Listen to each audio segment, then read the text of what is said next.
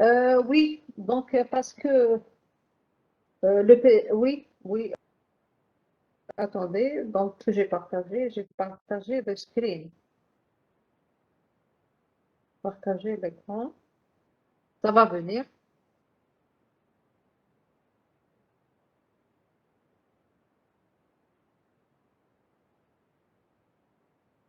Voilà, donc ah oui, parce que vous avez demandé, est-ce que je vous envoie, en fait, j'avais préparé à vous envoyer, mais attendez, je vais le faire tout de suite devant vous, comme ça, je ne vais pas tarder. Voilà, attendez, je vais voir ici.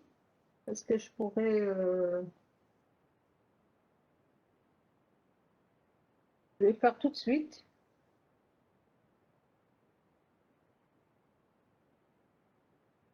Comme ça, je continue à vous envoyer après autre chose.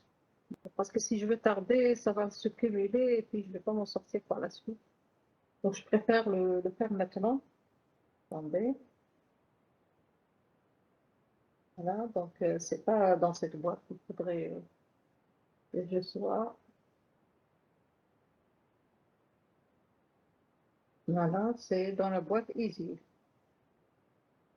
Dans la boîte Easy, je vous envoie des choses.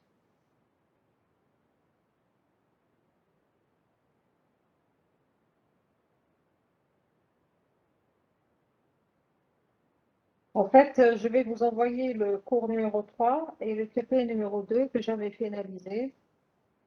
Voilà, donc je vais composer un message.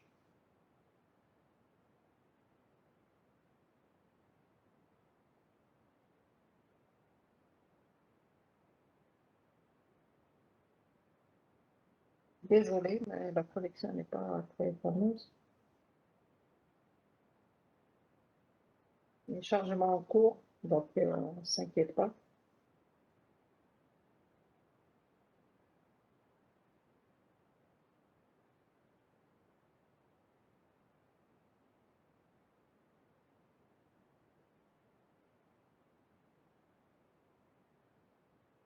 Il tarde un petit peu, c'est pas grave. Donc le temps qu'il charge pour que je vous écrive le message et je vous envoie le document. Donc on revient à notre cours. Donc je vous ai dit, ah voilà. Donc ici, on voit le numéro 1.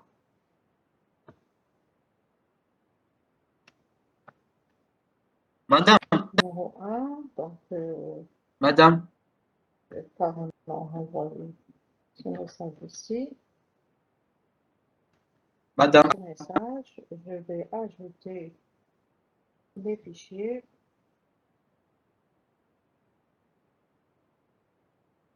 Oui, oui, oui, oui, مدام oui. وعيتك Vous avez des questions? ديريك مدام دوكي يولي راح لو كونيكت madame, Bon, je suis dans le E. Je tiens à faire cette étape devant vos yeux, juste pour ne pas l'oublier, parce que là, j'ai trop tardé à vous envoyer des choses.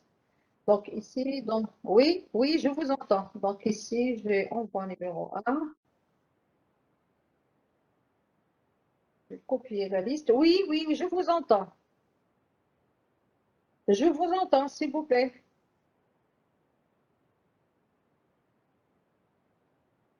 Je suis avec vous. مدام جو بونس Vous avez perdu votre connexion Internet, je ما pense. عندش منها كونيكسيون تاع ديليغي مدام Ouais, vous avez perdu Internet. madame, او جا madame, Oui, oui. madame, s'il vous plaît, pouvez-vous ajouter mon adresse mail au mailing list? Car, Je suis avec vous. non, Oui. madame, j'ai reçu pas vos emails. Écrivez dans le chat. Le chat. D'accord, Écrivez dans le d'accord, chat. madame. D'accord, madame, merci. Bon, je vais vous écrire. Bonjour à tous. Voilà, écrivez dans le chat.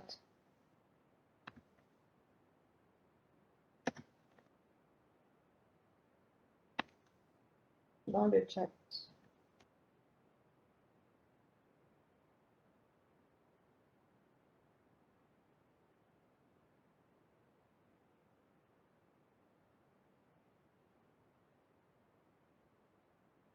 Comment? Il y a pas d'Internet?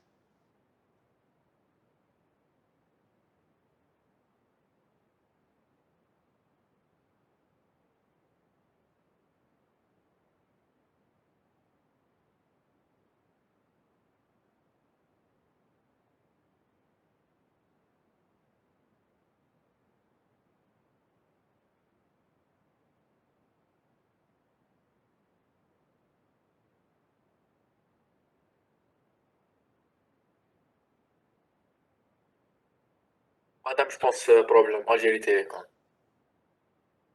Je pense qu'il y a une مشكل madame général.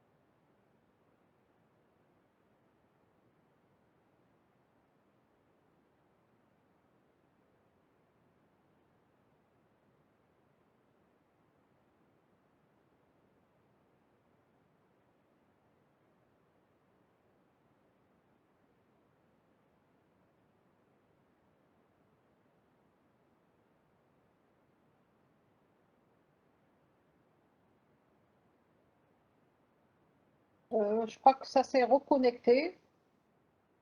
Voilà, donc On vous entend, madame. On vous entend, très madame. bien, oui, parce que tout à l'heure, ne vous en faites pas quand il y a des coupures, il faut pas, il suffit qu'il y ait une autre bonne connexion et ça marche. Regardez, je suis en train de Le partage est coupé, madame. partager coupé. D'accord, Oui, oui. donc je vais partager la fenêtre. Donc, cher, parce que je tiens à vous envoyer ce que vous avez demandé avant que ça ne se cumule. Voilà, je crois que j'ai partagé la fenêtre, ça va venir.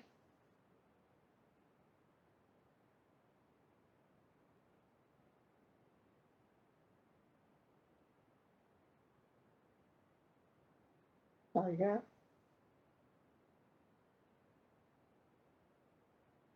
Voilà, donc je crois que ça vient. Donc ici, c'est la liste de vos emails. Donc je suis en train de la copier, cette liste, et je Madame, reviens s'il à vous plaît, l'envoi. n'oubliez pas d'ajouter mon mail. Ton mail, est-ce que tu peux me le dicter? Est-ce que tu peux me le dicter, s'il te plaît? Madame, oui. Alors, Madame, vas-y. c'est Abdelhadi, Regarde, ABDELHADI. est-ce que tu es en train de regarder l'écran? Oui, madame. Madame, je vais coller dans le chat. معليش ABD, vas-y, ABD. EL, ELH, H, H, ADE, DI. ADI, oui, voilà. point, AD, point, d'accord. SD, SD, 15, SD 15, d'accord. arobase gmail.com. Arrobas, gmail.com. Tu me confirmes tout à l'heure est-ce que tu as reçu ou pas. Donc, je vais copier cette adresse dans la liste des emails. Comme ça, tu n'auras pas à me la redicter une autre fois. Donc, je vais la copier ici. Voilà. Donc, je reviens. Voilà. Donc, théoriquement, Merci, j'ai tout copié. madame. Voilà. Donc, voilà, la pièce a été jointe. Je vais envoyer. Donc, dans ce premier envoi, vous allez retrouver le cours numéro 3 avec le TP numéro 2. Bon, vous avez, regardé. Donc, dans l'envoi numéro 1, vous allez retrouver ça. Vous avez le cours numéro 3, il s'agit du cycle de vie. Le TP numéro 2, l'énoncé que j'ai un petit peu modifié.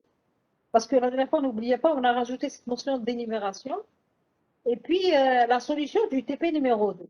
Bien sûr, dans l'envoi numéro 2, je vais vous envoyer la suite, le TP3 avec sa solution. Bien sûr, et l'énoncé du TP4 pour que vous puissiez le faire avant la séance. Comme ça, on pourra avancer et les gens pourront toucher au TP. Et s'ils ont des questions, ils pourront me les poser directement. Et ça sera réellement intéressant parce que ça sera des questions intéressantes. Du fait qu'ils ont touché au TP avant même qu'on fasse sa solution.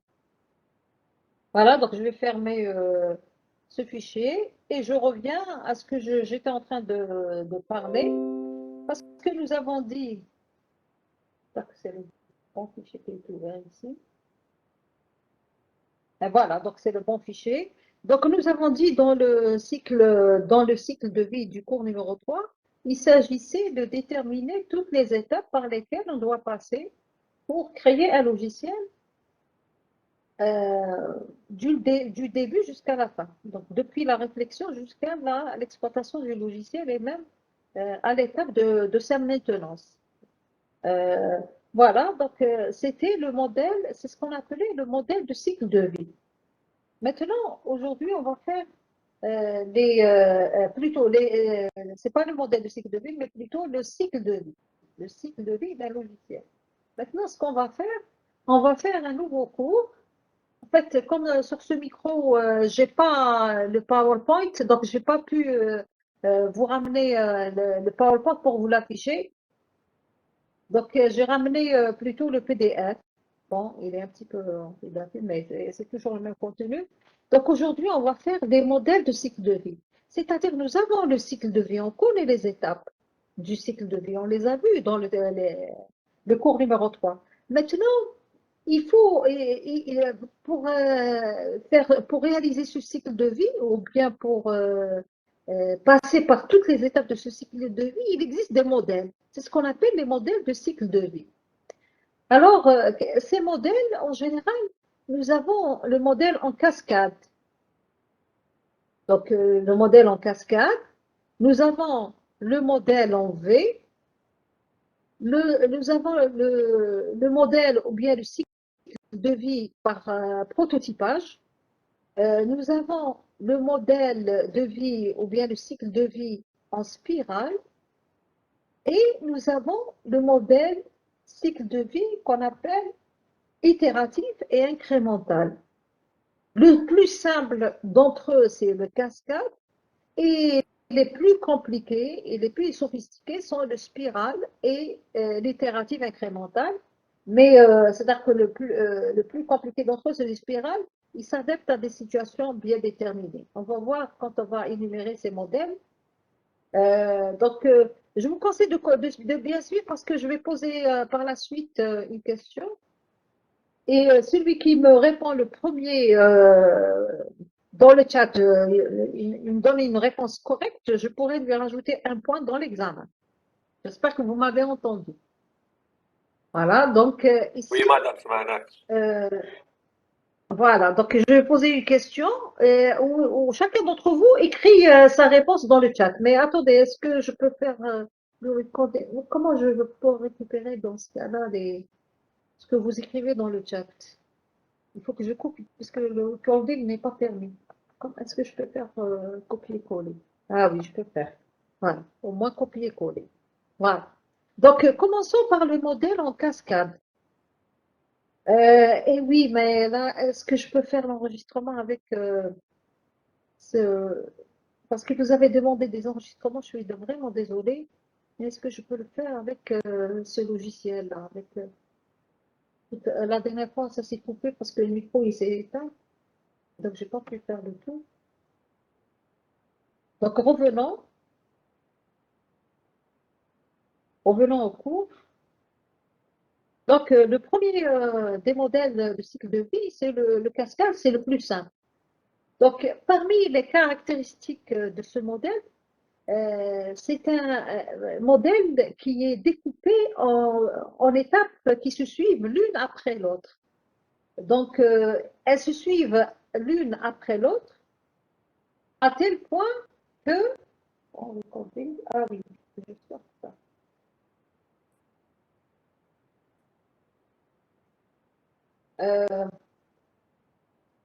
Bon, c'est bon, comme ça, il continue sur l'ancien recording.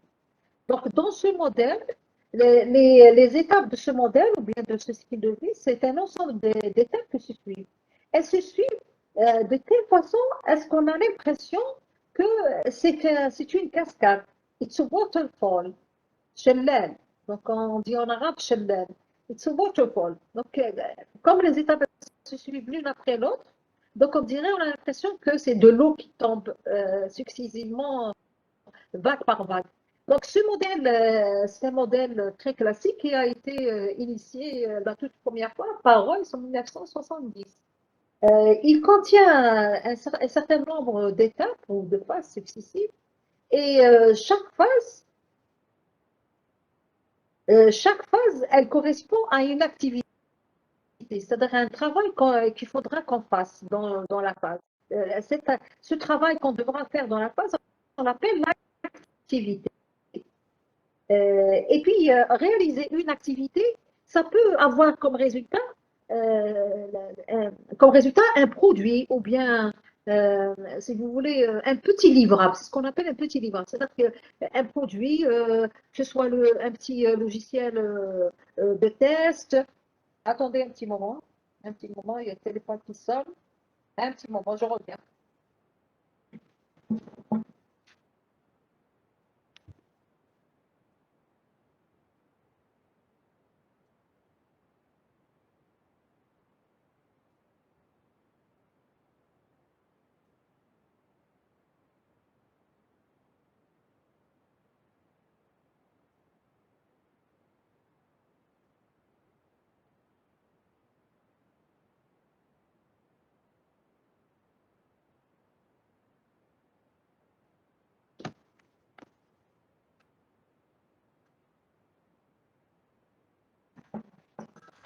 Oui.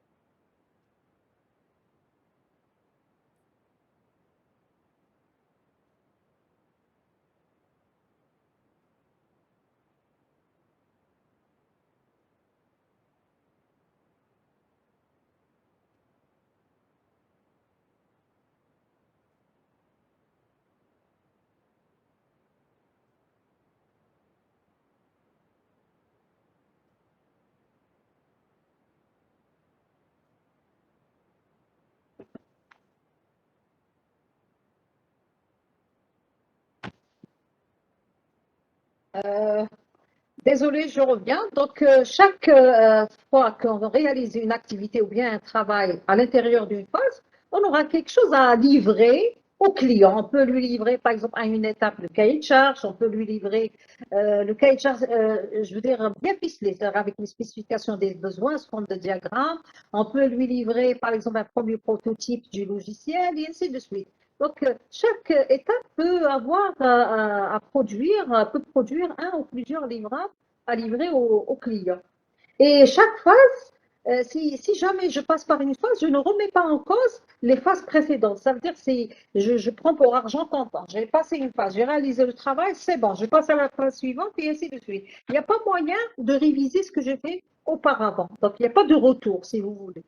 D'où le danger. Donc, vous imaginez bien que s'il n'y a pas de retour, il n'y a pas de révision. Donc, si je me trompe à une certaine étape et je réalise le travail et que je ne peux pas revenir en arrière, il se peut qu'à la fin de tout le cycle de vie de ce modèle, je me rends compte que je me suis trompée au départ et il faut que je refasse le tout. D'ailleurs, c'est l'un des inconvénients de ce modèle. Donc, ici, c'est une caractéristique qui peut être, si vous voulez, un inconvénient, puisqu'on ne peut pas remettre en cause la phase précédente. Et un autre inconvénient aussi, il n'y a pas d'évaluation intermédiaire. C'est-à-dire que là, l'évaluation, elle se fera à la fin, au moment où je vais livrer le logiciel et commencer et être exploité par le client pour que je puisse avoir des échos dessus.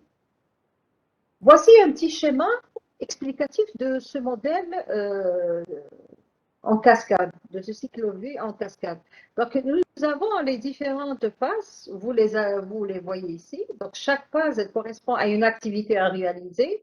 Et on voit bien les activités qui sont à réaliser. C'est les fameuses étapes du cycle de vie d'un logiciel. Donc, on voit bien que la première activité à faire, c'est la faisabilité cahier de charge. Ensuite, spécification des besoins. Ici, faisabilité cahier de charge. Donc, faisabilité, c'est dire est-ce que je vais faire le logiciel ou je ne vais pas le faire? Répondre à cette question. Cahier de charge, ce n'est pas le cahier de charge final, mais c'est juste la définition des besoins sous forme de texte textuel. Ensuite, vous avez la spécification des besoins. C'est là où le cahier de charge est finalisé. C'est là où on trace les différents diagrammes qui expriment exactement ce qu'on voudrait réaliser dans le logiciel. Vous avez la conception architecturale, la conception détaillée, la programmation, l'intégration et l'installation, et enfin l'exploitation et maintenance. Donc, vous voyez bien que dans ce cycle de vie, par exemple, si je suis à l'étape de conception architecturale, je ne pourrais pas revenir à l'étape faisabilité et cahier de charge. Je ne pourrais revoir que l'étape juste avant. Donc, vous voyez bien que là, il y a une flèche vers l'étape qui est juste avant. Donc, je ne pourrais faire boucler que dans les deux étapes qui se suivent. Je fais une spécification, ensuite je fais la conception architecturale, je me rends compte que je me suis trompée ou bien il faut compléter des spécifications, je reviens aux spécifications. Mais pas moyen de revenir à une étape très antérieure à ça. Par exemple, je ne peux pas revenir à la faisabilité cahier de charge. Par exemple, supposons que je suis dans la partie programmation. Si je suis dans la partie programmation, je ne remets en cause que la conception détaillée. C'est-à-dire que là, s'il y a quelque chose à revoir, il faut que je la revoie au niveau de la conception détaillée. Et pas moyen d'aller revoir la conception de départ qui est la base de la conception détaillée. Vous voyez bien? Et pas moyen du tout de revenir, bien sûr, à d'autres étapes plus antérieures. Donc, voilà. Donc, on imagine bien que toutes ces étapes, on les a vues, ce sont les étapes d'un cycle de vie d'un logiciel. Le modèle en cascade, c'est parce que les étapes, elles se suivent comme une cascade d'eau. Vous voyez, toutes les étapes, elles se suivent. Donc, les avantages, l'avantage majeur de ce modèle, c'est qu'il est facile à mettre en œuvre. Il s'adapte bien aux petits projets. Donc, si j'ai un petit projet à réaliser, le meilleur modèle de cycle de vie, c'est bien le cascade. Une autre caractéristique, ou bien un autre avantage, c'est il faut que ce soit des petits projets, mais aussi les besoins, il faut qu'ils soient clairs et stables. Il n'y a pas moyen de revoir un peu les besoins. Donc, si j'ai à revoir les besoins, vous voyez bien s'il y a beaucoup de changements, le cascade n'est pas adapté du fait que s'il y a des changements, il faut toujours que je revoie les étapes antérieures. Or, les étapes antérieures, en cascade, ce n'est pas possible. Il est possible de revoir juste l'étape qui vient avant. Par contre, il y a un certain nombre d'inconvénients L'inconvénient majeur, c'est qu'en réalité, dans la réalité, lorsqu'on réalise un logiciel, ça veut dire qu'un logiciel de la réalité, c'est qui traduit certaines réalités, il est beaucoup plus compliqué qu'un petit projet. Donc, si vous voulez, ce modèle en cascade, il ne s'adapte pas vraiment au projet réel, au vrai projet, si vous voulez. Euh, de plus, le cascade exige à ce que les besoins soient clairs, bien définis tout à fait au départ, chose qui est difficile à réaliser pour un projet. Donc, c'est pas possible de ficeler une fois pour toutes à 100% tous les besoins clairs qui ne changent pas, stables, etc. Ça, c'est pas possible pour un vrai projet. S'il Madame, y a dans ce cas-là, oui. donc le cycle de vie en cascade, ça marche bien avec la vieille école et non pas avec la nouvelle école. Là, oui, si tu veux, parce que la vieille école, dire que voilà, tu me donnes tous tes besoins stables, tu ne changes pas et je vais faire pour toi ce logiciel tel que tu l'as demandé au départ. Il n'y a pas moyen que je revoie un peu tes changements. Il n'y a pas moyen. D'accord, oui, oui, Donc, d'accord. voilà.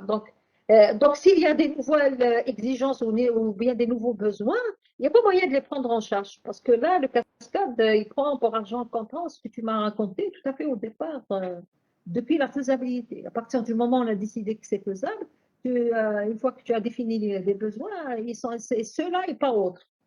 De plus, il y a aussi un autre inconvénient. Donc, vous voyez, dans les étapes, il y a pas moyen de valider de façon intermédiaire la phase. Par exemple, ici, si je suis passé vers la spécification, quand je passe à la conception architecturale, il n'y a pas une phase de validation de cette étape spécification. Donc, il n'y a pas de validation intermédiaire pour dire que ça, c'est bon, c'est ça, c'est pas autre chose. D'accord? Donc, il n'y a pas de validation entre les différentes étapes, les phases. Et ça, c'est un inconvénient. Et puis là, puisqu'il n'y a pas de validation entre les différentes étapes, ça augmente le risque parce qu'il se peut qu'arriver à l'exploitation du logiciel, je me rends compte que j'ai pas pris en considération, par exemple, un besoin très important. Donc, je me rends compte tardivement à ce niveau. Donc, il n'y a pas moyen de revenir directement à la phase concernée, donc à la phase très antérieure. Donc, il faut que je refasse tout le travail de bout en bout, de A jusqu'à Z. Donc, il faut que j'ignore ce que j'ai fait et je reviens à la spécification pour refaire le tout. Donc, ça, c'est un inconvénient majeur. Donc, vous voyez bien aussi, par exemple, du fait qu'il n'y a pas de validation intermédiaire. Donc, ici, vous voyez bien aussi que je vais utiliser le logiciel qu'au moment où je passe la validation. Donc, à l'étape de validation, l'utilisation, elle est à 100%. Parce qu'une fois que j'ai tout terminé, toutes les phases du logiciel, j'arrive à la table de validation globale du logiciel, je le livre et à partir de ce moment, il devient exploitable à 100%. D'accord? Mais avant cette étape de validation, si je ne suis pas arrivé à la table de validation, l'exploitation du logiciel, elle est à 0%. Par exemple, je suis à la spécification, donc je termine la phase spécification, l'utilisation, elle est 0% du logiciel. À la conception, 0%. À test, code et test, c'est 0%. Intégration, c'est 0%. Donc, elle devient à 100% quand je finis toute la phase du cycle de vie de cascade pour que l'utilisation devienne effective à 100%. Chose qui peut être différente par rapport à d'autres modèles de cycle de vie.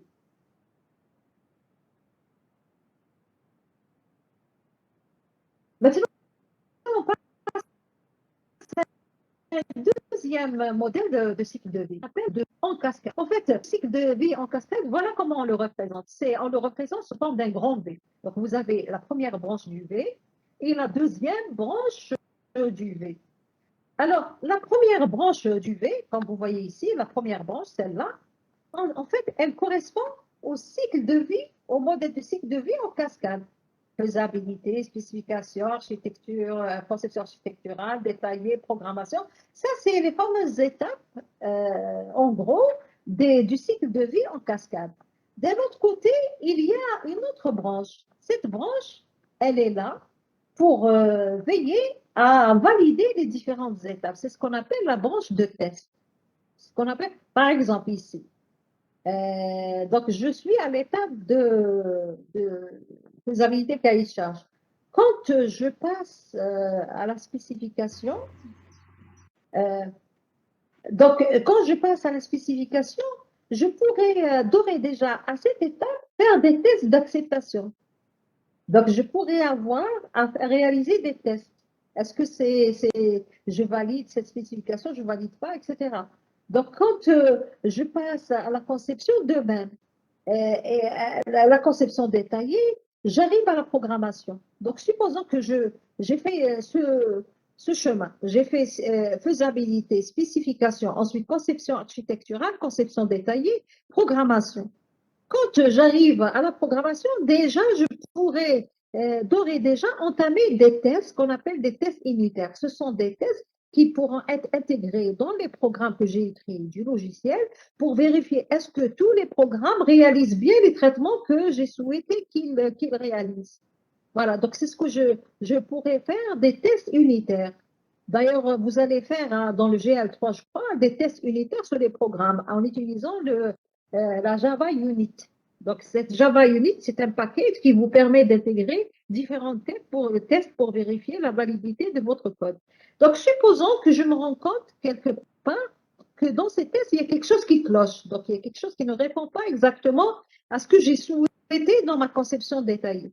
Donc, je reviens à travers cette flèche, il est possible de revenir à la conception détaillée et revoir un peu cette conception pour revoir un peu certains choix.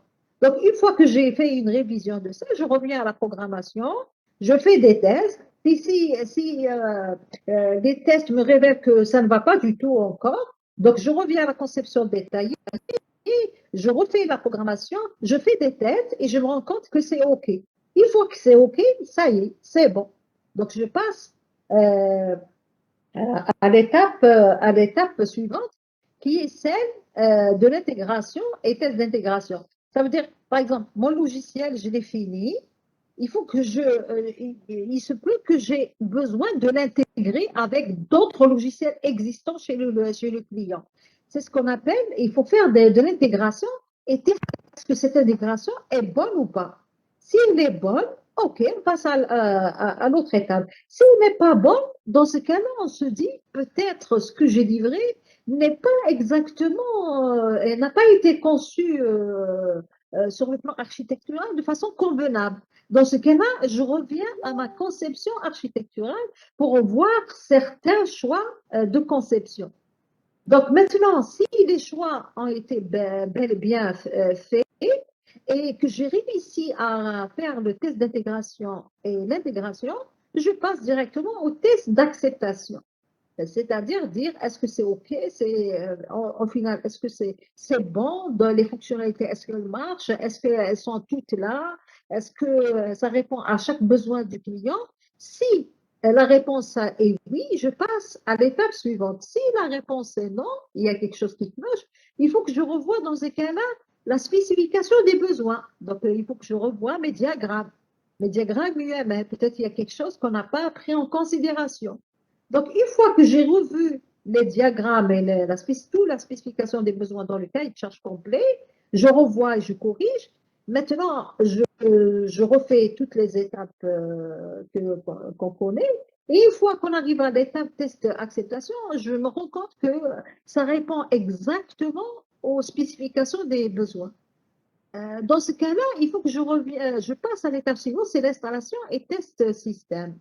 Voilà, donc, même à cette étape-là d'installation, il se peut que je reviens à l'étape tout à fait au départ, qui est celle de la définition des besoins à travers le premier cahier de charge que j'ai installé, que j'ai mis en place. La faisabilité, non, parce que la faisabilité, on s'est mis d'accord que c'est faisable, mais plutôt la définition des besoins, la définition contextuelle. Peut-être en faisant cette étape-là, je me rends compte qu'il fallait intégrer d'autres choses qui n'ont pas été modélisées à travers les diagrammes UML ici. Donc, il faut que je les rajoute à ce niveau, ou bien il faut que je mette à jour mon cahier de charge dans sa partie définition. Voilà, donc vous voyez bien que c'est le cascade, mais d'un autre côté, il y a une branche qui permet de tester chaque phase de ces étapes de cascade.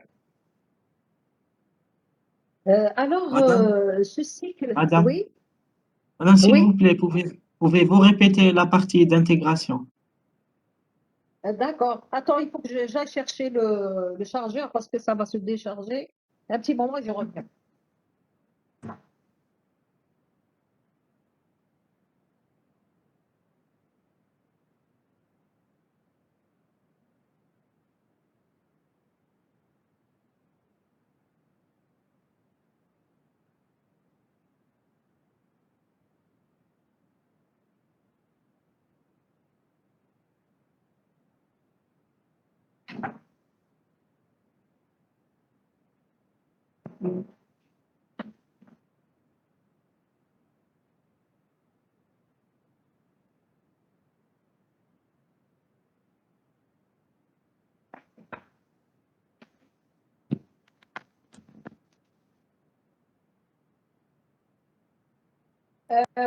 Voilà, donc je reviens. Donc, je vais réexpliquer un petit truc sur l'intégration.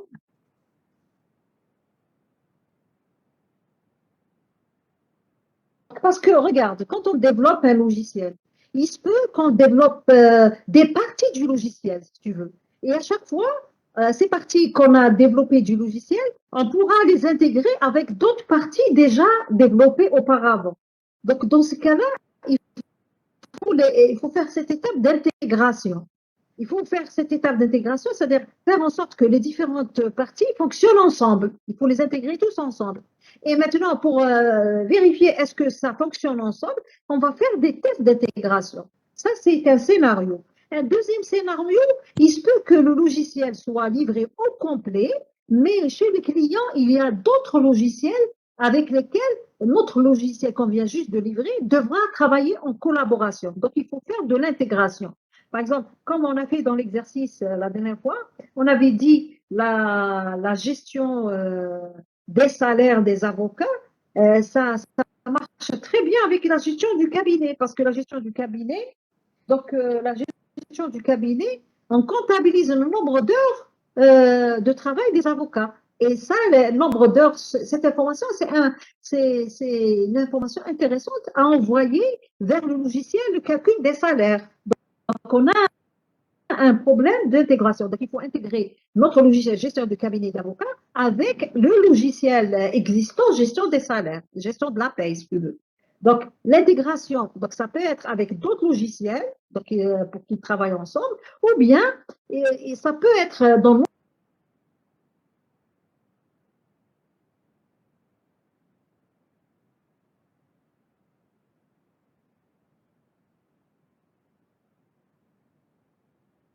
Madame,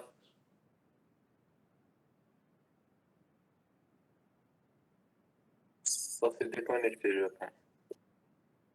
لا لا نسمع أنا أخو. تسمعني أنا أخو؟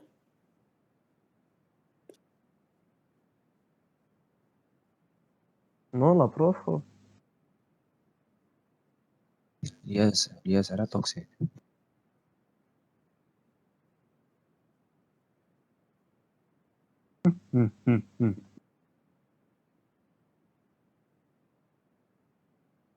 Madame, vraiment.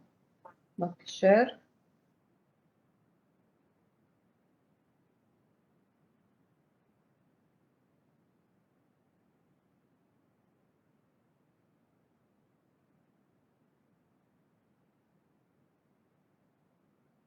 Donc, peut-être il faut qu'on passe vite avant que ça ne se coupe une deuxième fois pour qu'on soit efficace.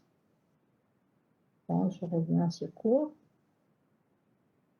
Donc, j'ai vu une petite remarque dans le chat. Donc, l'étudiant, il dit, avec ce modèle de cycle de vie, donc, il y a possibilité de revoir les besoins. Oui, effectivement, parce que si à chaque étape, il y a une validation par un test, donc, il y a moyen de revenir pour revoir un peu cette étape-là, si elle ne correspond pas à nos spécifications. Par exemple, ici, le test d'acceptation, vous voyez bien qu'on peut toujours revenir vers les spécifications pour pouvoir les refaire.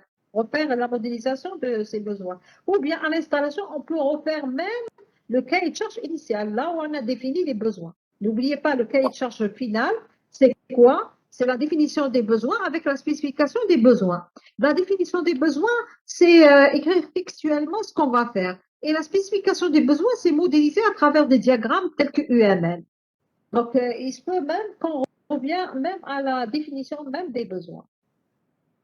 Madame, Oui, Madame, donc avec ce schéma, on peut revenir à n'importe quelle étape. on peut revenir à n'importe quelle étape pour la revoir. Et si on revoit, on fait une révision, donc si on fait une révision quelque part, on continue le cycle de vie en cascade pour terminer toutes les phases. Et puis, Madame, à chaque fois, il est possible de revenir à n'importe quelle étape pour revoir son contenu. Oui. D'accord. madame, بصح ما نقدرش نولوا زعما نكونوا في لا كونسيبسيون نولوا لا فيزابيليتي نقدروا نولوا لا سبيسي نو زعما نقول Je suis dans la سبيسيفيكاسيون conception. Si je suis dans la... Voilà. Hein?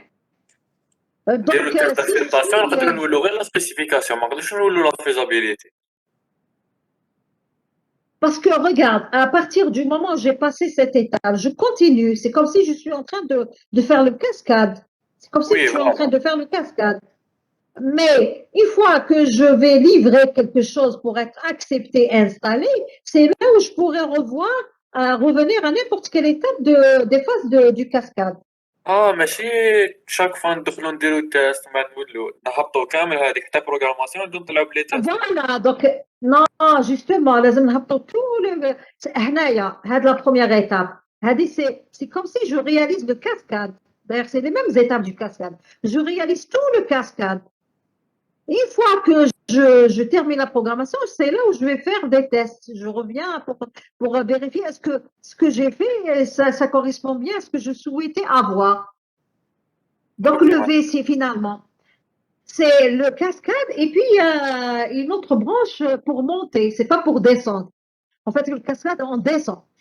Et l'autre branche de test, c'est on va monter. Et à chaque fois qu'on monte une phase de test, on peut revoir la phase qui lui correspond. Par exemple, l'intégration et test d'intégration, la phase qui lui correspond, c'est la conception architecturale. Donc, si on a un souci d'intégration, on peut revoir cette étape. Si on a un souci d'acceptation, on peut revoir cette étape et ainsi de suite. Donc, ce modèle, il est bien adapté lorsque les besoins sont aussi clairs et bien définis, si tu veux, ils sont bien connus. Et puis là, son avantage, c'est qu'à chaque phase finale, donc c'est-à-dire que là, chaque phase prépare la validation des phases qui suivent. Donc, il y a à chaque phase, à cause de cette histoire de test, donc il y a la préparation des phases qui suivent. Donc, et puis là, il est impossible de spécifier un besoin qu'on ne peut pas vérifier par la suite, ou bien d'établir une conception qu'on ne peut pas revoir par la suite, ou bien, par exemple, de faire de la programmation qu'on ne peut pas revoir par la suite. Donc, à cause de cette étape de test. Mais le logiciel reste toujours utilisé tardivement. Donc, c'est le même inconvénient que le cascade. Parce que là, on ne peut pas utiliser le logiciel avant. Il faut qu'on arrive à la programmation. C'est la programmation. Après avoir validé toutes ces étapes-là de test, qu'on pourra utiliser effectivement le logiciel. Donc, l'utilisation, elle est tardive. C'est comme l'inconvénient du cascade. Donc, ça veut dire qu'on va attendre beaucoup pour savoir est-ce que le logiciel est bon ou pas. Et on va attendre beaucoup avant d'intégrer les utilisateurs ou bien le client pour l'exploitation du logiciel. Madame, Oui. Madame, si vous voulez, maintenant dans le schéma, quand on est par exemple au milieu de la conception, là, Madame, on peut faire un test. Par exemple, conception architecturale, je peux passer à l'intégration, test d'intégration normale. Oui, Ah, oui, d'accord. oui. Parce que, oui, Parce que FlashBuild, oui, parce que, oui, bien sûr, parce que regarde les flèches de part et d'autre. Donc, tu peux venir.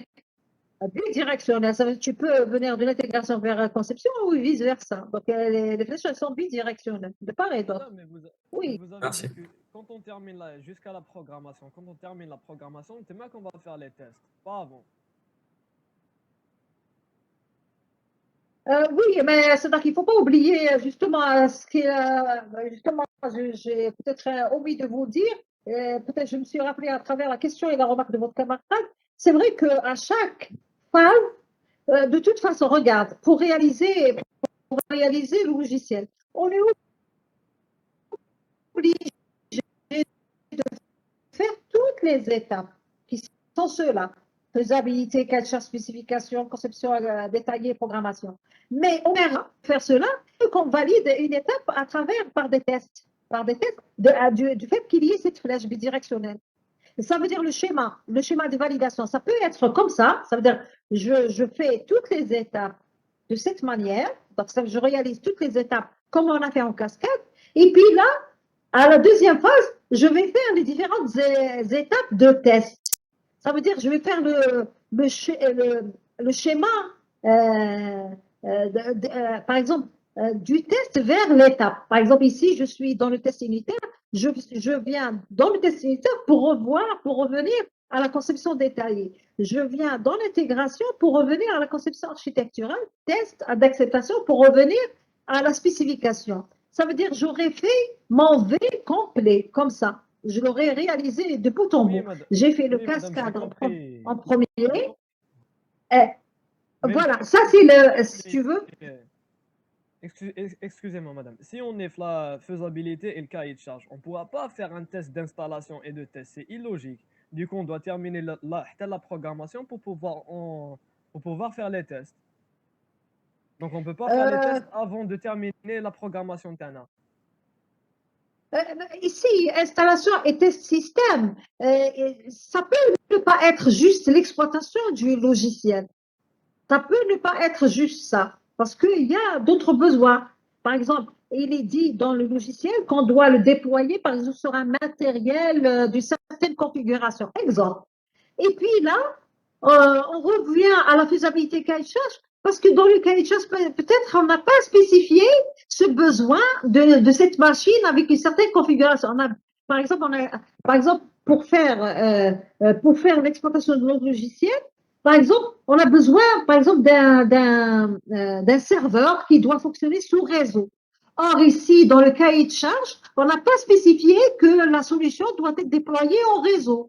C'est pour cette raison, les tests d'installation, l'installation et test système, ça peut être d'autres choses autres que les besoins du logiciel lui-même. Je ne sais pas si tu m'as compris. Pas vraiment, madame, pas vraiment. Regarde, moi, j'ai créé un logiciel. J'ai créé un logiciel qui, théoriquement, devrait fonctionner. D'accord? Devrait fonctionner. D'accord?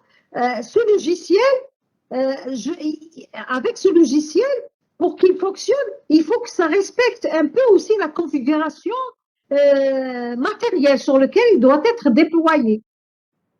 Par exemple, j'ai conçu un logiciel pour qu'il fonctionne en réseau. Or, pour le partager en réseau, je n'ai pas le matériel serveur qui convient. Exemple, ça c'est une défaillance.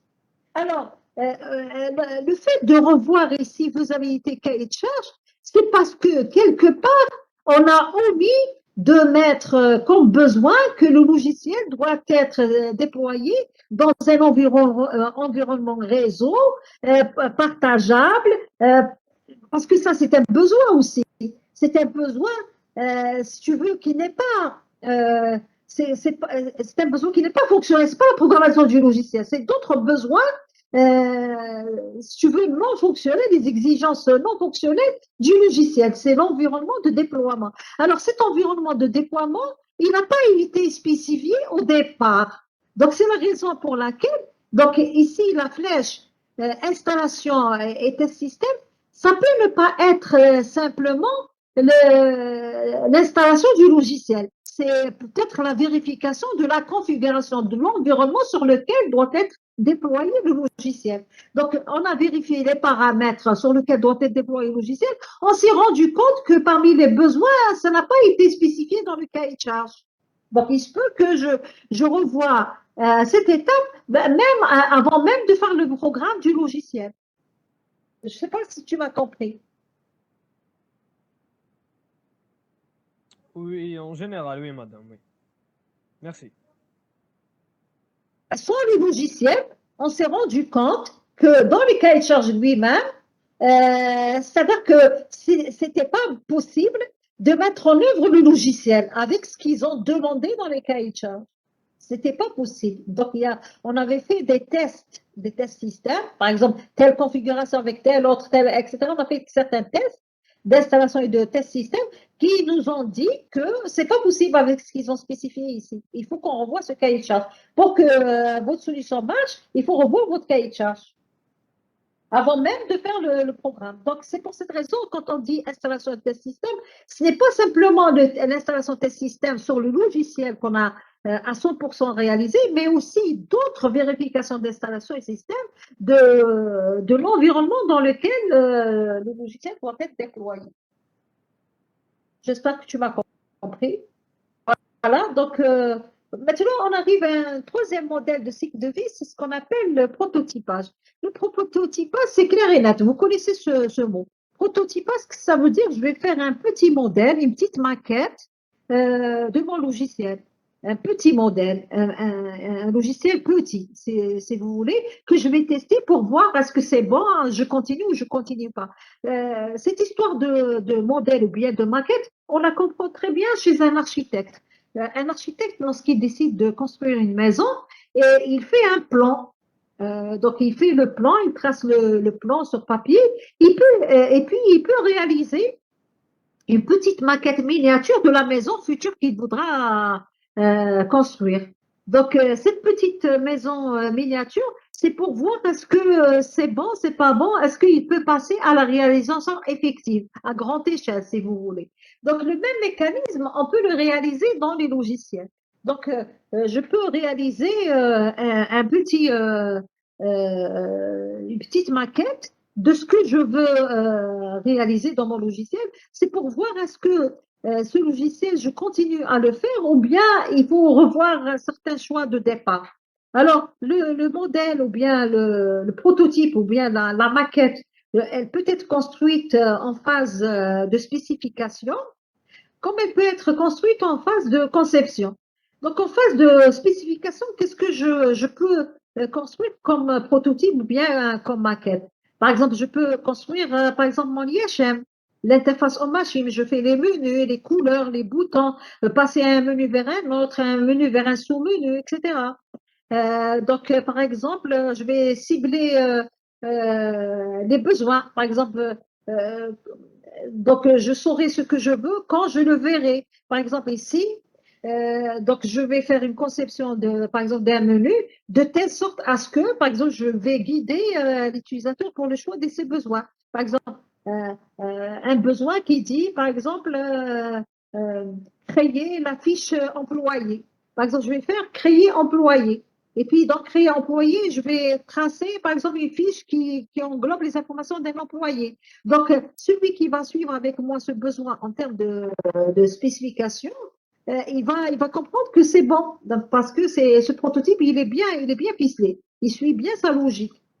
Et puis là, parmi les maquettes à faire, donc on va cibler toutes les fonctionnalités que les clients voudraient faire. Donc ça, on réalise une petite maquette du logiciel à l'étape de spécification, c'est-à-dire sans programmer les fonctionnalités, juste la maquette, si vous voulez. Comme je peux faire une maquette de ma conception. Donc, une maquette de ma conception, par exemple, parmi les choses que je peux lui montrer, le modèle, si vous voulez, l'architecture du logiciel futur. Je lui montre, par exemple, au client, de quoi ça va être composé. Ça va être composé de tel module. Je vais, par exemple, réaliser telle partie, etc. Donc, je fais ça sous forme d'une maquette. Donc, un petit modèle. Donc, les maquettes à faire, C'est pas comme chez l'architecte, il faut construire des choses, mais c'est en utilisant des petits logiciels. Par exemple, au niveau de la phase conception, je peux utiliser, par exemple, un logiciel de modélisation. Par exemple, un logiciel de modélisation, je peux utiliser, par exemple, ce logiciel, StarUML. Et puis là, je lui montre à peu près ce que je dois réaliser dans mon logiciel. J'espère qu'il pourra le faire monter. Voilà. Donc, je peux, par exemple, lui montrer. Un petit moment, ça va se venir. Voilà. Donc, parmi, par exemple, une maquette, je peux lui montrer, voilà, je lui dis, écoute, au niveau de la conception, voilà ce que j'ai réfléchi pour toi.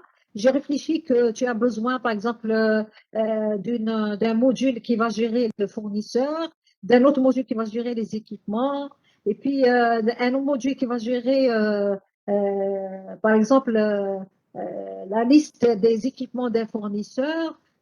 Donc, les équipements, on va gérer les ateliers là où ils sont localisés. On va gérer, par exemple, le technicien. Et le technicien, il répare quel équipement, etc.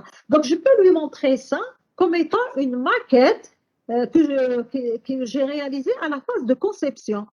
Donc, pour valider les choix de façon très, si vous voulez, très initiale ou bien très primaire, si vous voulez, très tôt, si vous voulez, le futur logiciel que je vais réaliser. Pardon, madame. Donc, oui. Le schéma اللي درتيه دوكا اسك هو Oui. le schéma architectural.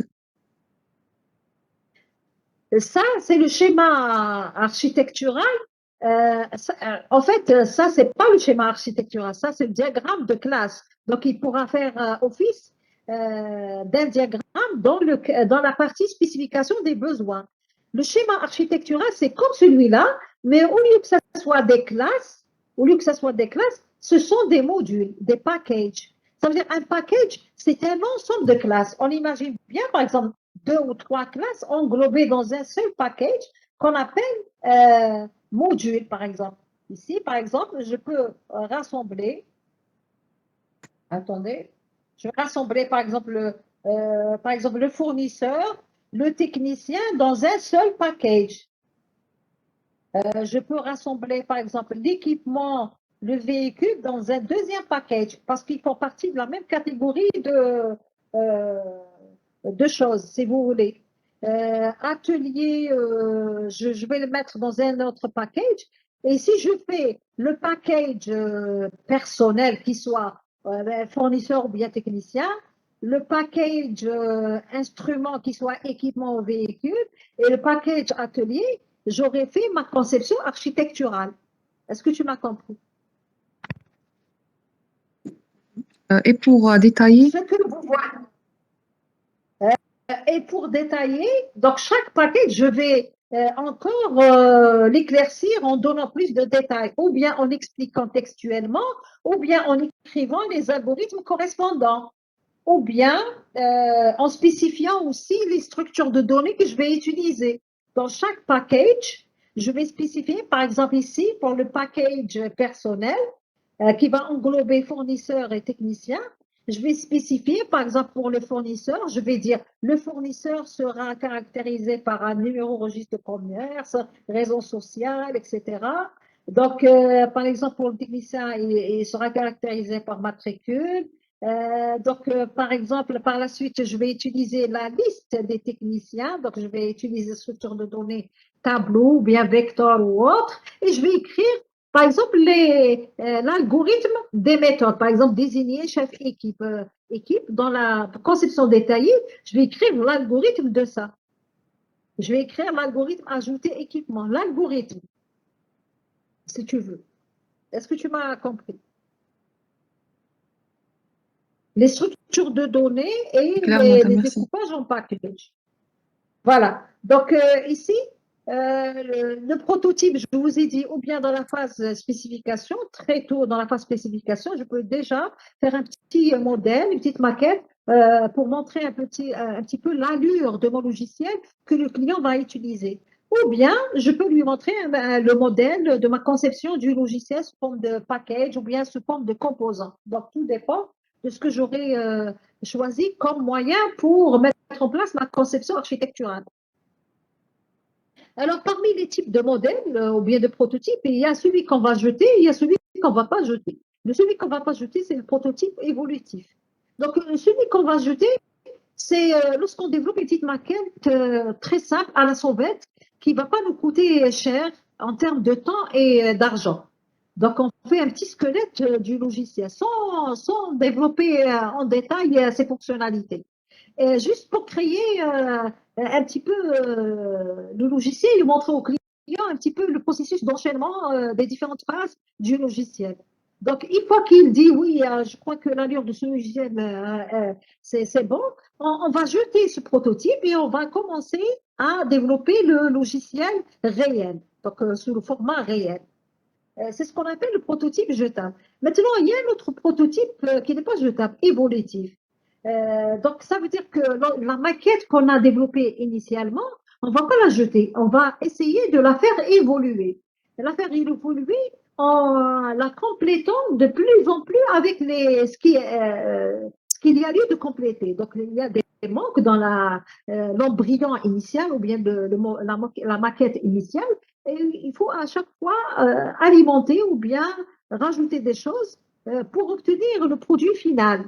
Donc, le processus sera réitéré. Donc, le prototypage va évoluer de plus en plus. Donc, c'est un processus jusqu'à aboutir au produit final. Donc, ici, le prototype évolutif, on l'utilise surtout lorsque la maquette à réaliser initiale, elle nous a coûté beaucoup de temps et d'argent. Donc, on ne va pas jeter ce qu'on a déjà investi en termes de temps et d'argent. Donc, au lieu de jeter ça, on va essayer de le réadapter, de le faire évoluer pour obtenir la maquette finale, ou bien le produit final. Voici la représentation schématique du cycle de vie par prototypage. Donc, ici, au départ, on a la collection des exigences. C'est ce qu'on appelle la définition et la spécification des besoins. C'est notre fameux cahier de charge. Ensuite, on va réaliser une petite conception rapide. C'est ce qu'on appelle la maquette. Donc, une petite conception rapide. Et cette conception rapide va nous conduire vers la petite maquette de notre futur logiciel. Donc, une petite maquette qu'on va réaliser. Donc, et on va passer à l'évaluation par le client de cette petite maquette du logiciel, selon notre conception rapide. Voilà, donc on va faire évaluer cette maquette ou bien ce prototype par le client. Donc, si le client accepte, on continue les autres phases. Maintenant, il peut ne pas accepter ce prototype, donc il va réaffiner, donc il va un peu revoir un peu ses exigences pour les réaffiner et on va intégrer toutes les suggestions et les nouveaux besoins du client pour revoir un peu la conception initiale et refaire une autre conception rapide, faire le prototype, construire le petit modèle du logiciel prototype, le faire évaluer, et ce processus continue jusqu'à un certain moment. Le client, il est tout content, il va accepter cette maquette. Donc, s'il accepte cette maquette, on passe à la... Oui. Madame, le prototypage, on le représente par des diagrammes. Le prototype, c'est le logiciel final, sous format petit.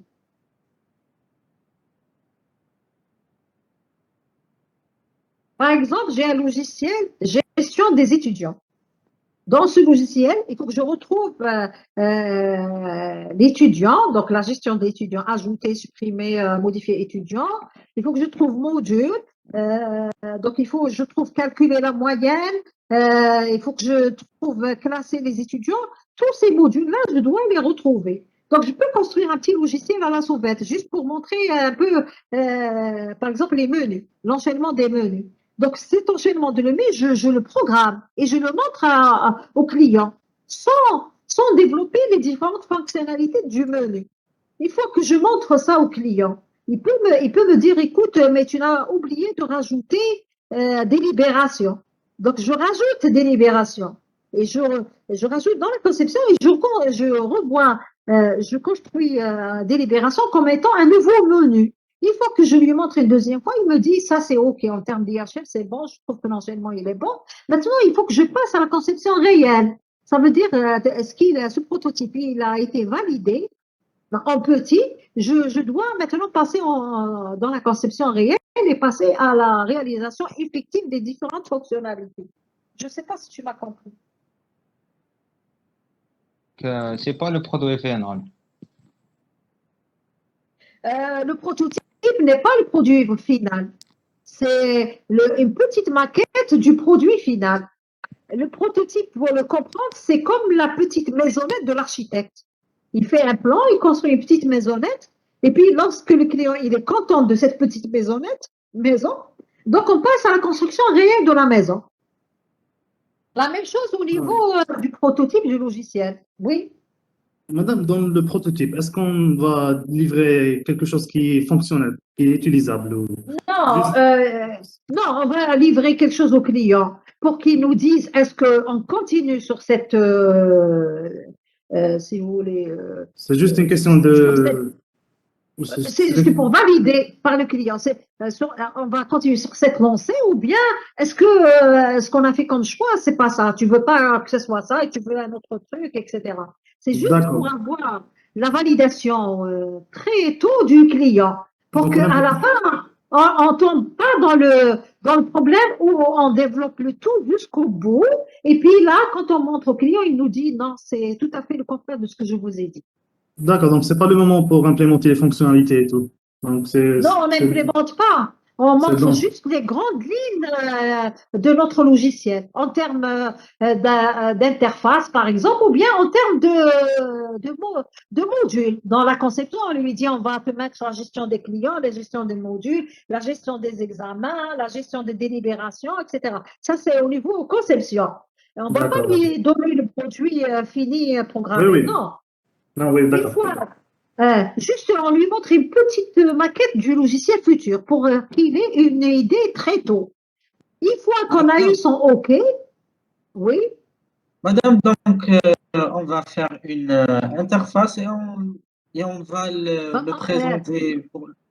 Je vais créer une petite interface et je lui montre l'interface. Voilà ce que ça va être ton logiciel. Il va ressembler à ça. Et je vais lui montrer, voilà, par exemple, dans la conception, voilà ce que je vais prendre en charge en termes de programmation. Je vais te faire ce module, etc. Donc, pour qu'il sache très tôt ce qu'on va faire pour lui. Pour que je ne tombe pas dans le problème du prototype cascade EV. Parce que le prototype cascade EV, je développe le tout jusqu'à la fin. Et puis, je le donne au client. Quand je le donne au client pour exploitation, il se peut qu'il me réponde négativement en disant que c'est pas ce que je voulais avoir. Donc, dans ce cas-là, il faut que je refasse le tout. Prototypage, c'est pour pouvoir pallier ce problème, pour ne pas refaire le tout de bout en bout. Parce qu'on a eu son OK quelque part sur une petite maquette initiale du logiciel. Je ne sais pas si vous m'avez compris. Madame. Donc, une fois qu'on a... Oui. Pardon, s'il vous plaît. Madame, on a un prototype au niveau conception qui est une analyse. Au niveau conception et au niveau spécification, oui. Oui. Madame, au niveau spécification, madame, donc, oui. dans le schéma, où est-ce qu'il intervient? Est-ce qu'il intervient après la collecte des besoins ou la... Comment? Dans le schéma, où est-ce qu'il intervient? Oui. C'est-à-dire, regarde, si je suis dans la phase spécification, dans cette phase spécification, je vais spécifier en termes, par exemple, de diagramme, tous mes besoins. Et avec cette phase spécification, je vais tracer la maquette de mon logiciel futur. Par exemple, parmi les choses que je pourrais faire dès le départ, c'est faire les menus. C'est le choix des IHM, l'interface en machine. Donc, je pourrais concevoir les menus. Si tu veux plutôt programmer les menus. Donc, déjà, cette programmation de menus, je vais la faire dans la phase spécification pour que je puisse la valider par le client. Parce que, étant toujours dans cette phase, je lui montre. Je lui dis, écoute, si tu veux, voici comment ça va être ton logiciel futur. Donc, s'il me donne le OK, ça veut dire que j'ai un petit peu validé ma phase de spécification à une étape très tôt. Est-ce que tu m'as compris? Oui. Oui, et pour la conception, donc c'est après. Ça y est, je suis passée dans dans la spécification, j'ai validé un petit peu une petite partie de cette spécification par le OK du client parce qu'il m'a dit OK. Maintenant, quand je passe à la partie conception, quand je fais ma conception architecturale, dans cette conception architecturale, je montre les grands composants ou bien les grandes parties qui vont être intégrées dans le logiciel. Et en faisant ce schéma-là, je pourrais le montrer au client pour le valider, pour lui dire est-ce que tu es d'accord, tu n'es pas d'accord. Donc, Oui, en fait, je pourrais dans tous les obtenir, cas, c'est un prototype. dans tous les étapes, je pourrais avoir un petit OK du client. C'est pour ne pas tomber dans l'erreur, développer le tout et d'avoir un non à la fin, de ne pas être validé à la fin, jusqu'à la fin plus. Oui, d'accord. Dans tous les cas, ça reste un prototype. On va essayer. Ça, c'est un prototype. Maintenant, s'il s'agit d'un prototype qui est évolutif, ce prototype, on ne va pas le traiter, on va encore le développer pour aboutir au produit final. Donc, une fois qu'on a eu le OK, on a été accepté par le client. Donc, le client a accepté la spécification, le petit modèle ou bien prototype spécification. Il a accepté le prototype conception. On va passer à la conception réelle. Donc, à grande échelle, c'est réel. Ah, d'accord. Voilà. Maintenant, c'est clair. Voilà. Maintenant, c'est la réalité. Ça y est, on a eu un petit OK du client. On va passer à la réalité. On va concevoir, on va programmer, on va tester ce qu'on a programmé et on va passer à la maintenance si besoin. Maintenant, quand on passe à la maintenance, il se peut que je reviens à l'étape de test, comme il se peut que je reviens à l'étape de codage, comme il se peut que je reviens à l'étape de conception. Donc, je continue à faire ce cycle-là jusqu'à l'aboutissement au produit final accepté par le client. OK. Voilà. Madame, Ça, c'est le prototype, mon cycle de vie de prototypage. Oui? Madame, s'il vous plaît, est-ce qu'on peut prendre une pause avant de commencer le TD? Oui, mais on n'a pas continué le cours. Le cours, c'est important, il faut le terminer. Madame, sinon, on va prendre le temps, le TD. Parce que Madame, 1h30 est déjà passée. donc, je vous laisse 10 minutes de pause et on continue le cours. Oui, madame, comme vous voulez. Parce que le cours, il faut qu'on le termine. Il faut qu'on le termine. Le TD, c'est rapide, c'est pas un problème. Surtout le premier et le deuxième TD, c'est rapide, c'est juste de la discussion. Donc, on fait une pause de 10 minutes. Madame, On fait une Oui, pause de madame. 10 minutes. Oui, on revient tout à l'heure. Donc, moi, je ne vais pas sortir de... Bon, donc je fais une pause. Donc, je vais faire mute. Je vais rester sur l'écran. Oui. مدام تقدري تبعتي لنا دوكا الكوريجي تاع لا سيري تاع ليكزو 1 اللي درنا. L'exo 1, l'exo 2 et 3. Et je vous envoie le tout. Ne vous en faites pas, je vais vous les envoyer, ma trafouche. Madame, s'il vous plaît, j'ai une question. Oui. Est-ce qu'il y a des critères spécifiques qu'on doit suivre pour faire le deadline de la création d'un logiciel? Est-ce qu'il y a des critères spécifiques? Oui, pour faire notre deadline. La duration du projet.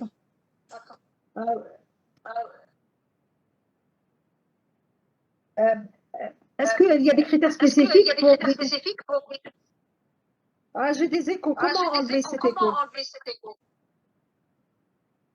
Je ne sais pas comment le faire. Mon Dieu, comment enlever l'écho? Voilà, c'est juste l'étudiant utilise un haut-parleur, donc son microphone. C'est bon, je crois que c'est bon. Est-ce qu'il y a des critères spécifiques pour déterminer un deadline du logiciel? En fait, c'est-à-dire que là, un logiciel il faut produire un logiciel de qualité avec maîtrise des délais et des coûts.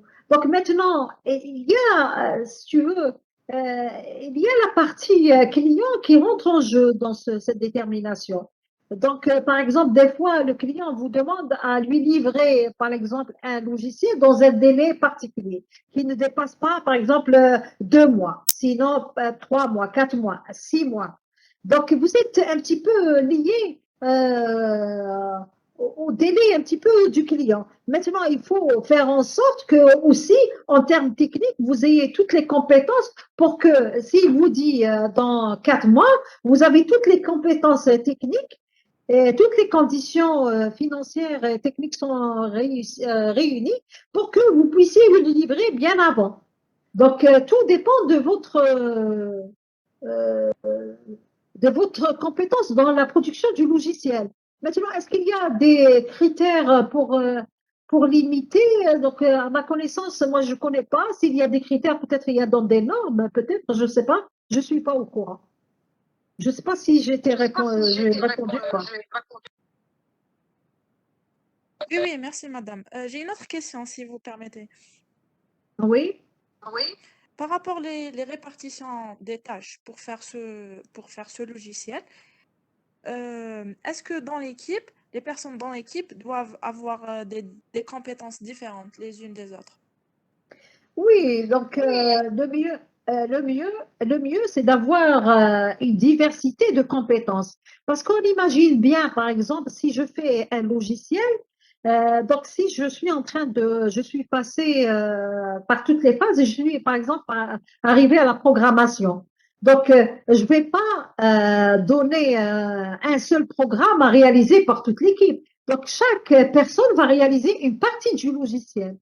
Donc, et puis la partie à réaliser par exemple par le technicien, selon sa compétence. Donc, par exemple, si quelqu'un est doué pour ce qui est, par exemple, programmation, donc il va nous programmer les différents modules. Si quelqu'un est doué pour paramétrer, par exemple, les programmes pour qu'ils puissent être partagés en réseau, il va le faire pour nous. Si quelqu'un, par exemple, a les compétences pour installer et débugger, par exemple, les programmes, il va faire cette tâche pour nous.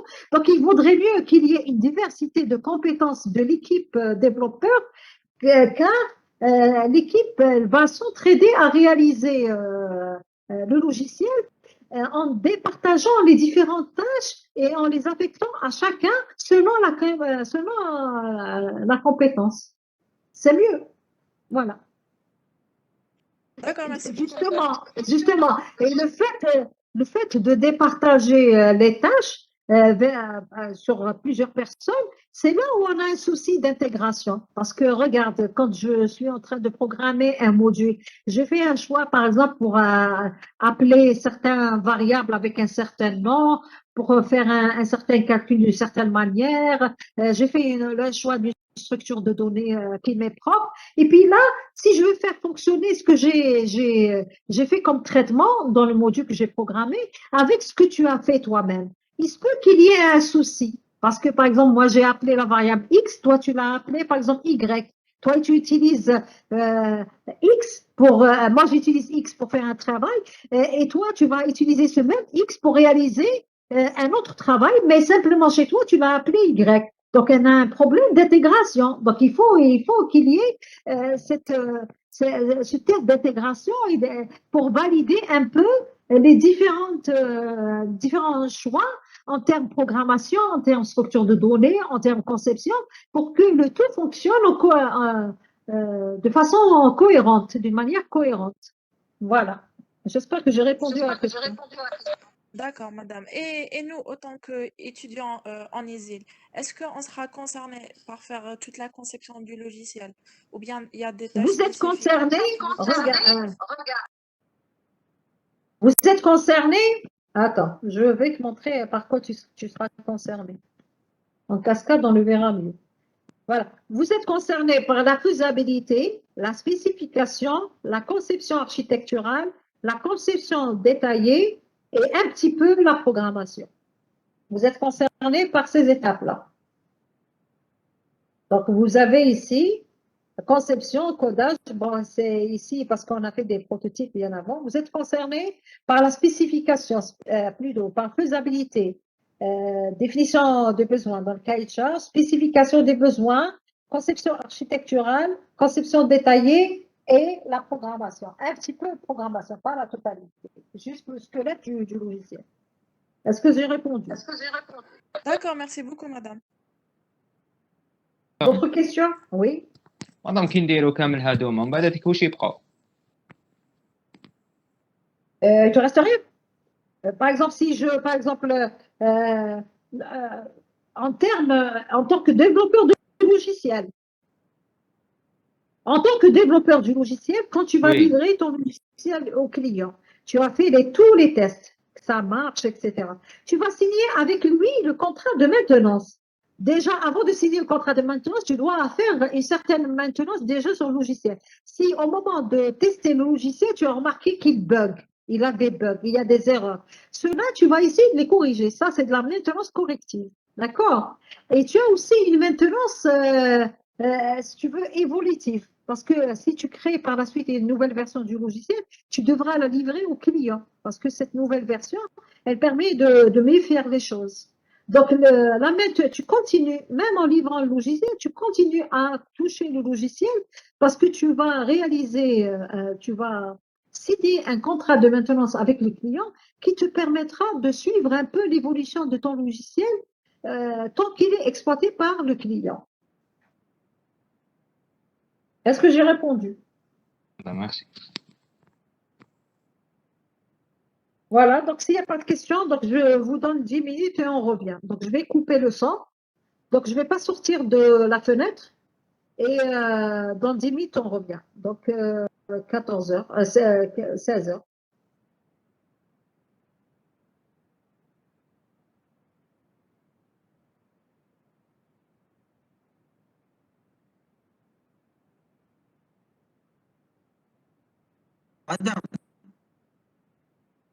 Madame,